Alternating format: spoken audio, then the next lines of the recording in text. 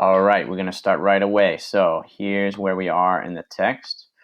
We recognize the smooth, distorted faces, the helmets. They are French, right? So this tells us again that the author is German and he's fighting with the Central Powers against the Allied powers. They have already suffered heavily when they reach the remnants of the barbed wire entanglements. A whole line has gone down before our machine guns.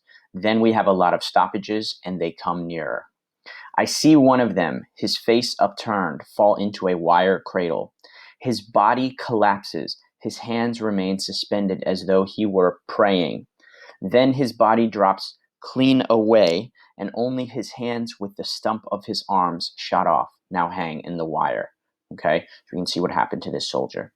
The moment we are about to retreat, three faces rise up from the ground in front of us. Under one of the helmets, a dark pointed beard, and two eyes that are fastened on me, so they're staring at him. I raise my hand, but I cannot throw into those eyes. For one moment, the whole slaughter, which is like a killing around him, whirls like a circus round me, and these two eyes alone are motionless. Then the head rises up, a hand, a movement, and my hand grenade flies through the air and into him. So he does kill him in the end. We make for the rear, so moving towards the back of the trenches, pull wire cradles into the trench, and leave bombs behind us with the strings pulled, which ensures us a fiery retreat. And when a soldier is retreating, they're running away from the enemy. The machine guns are already firing from the next position. We have become wild beasts, describing themselves as animals. We do not fight. We defend ourselves against annihilation, and annihilation is total destruction.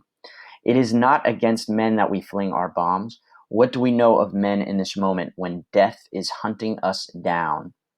Now, for the first time in 3 days, we can see his face. Now, for the first time in 3 days, we can oppose him. We feel a mad anger. No longer do we lie helpless, waiting on the scaffold.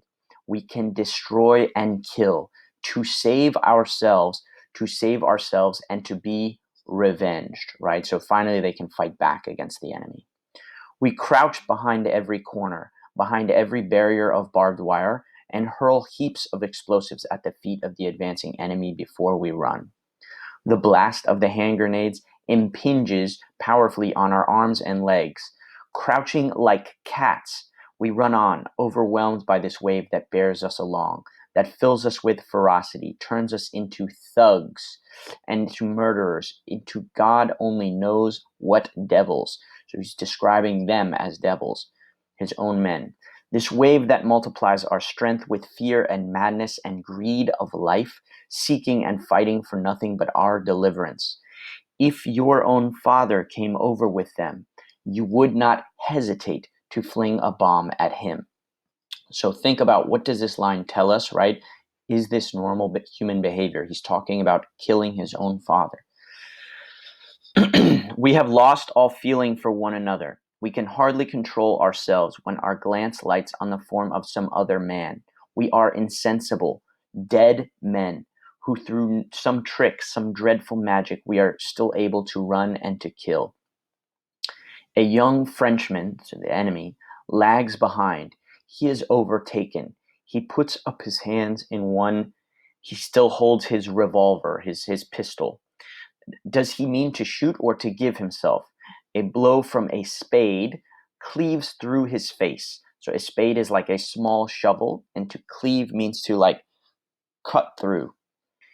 A second sees it and tries to run farther.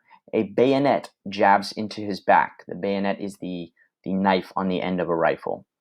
He leaps into the air, his arms thrown wide, his mouth wide open, yelling. He staggers. In his back, the bayonet quivers, so it's like shaking.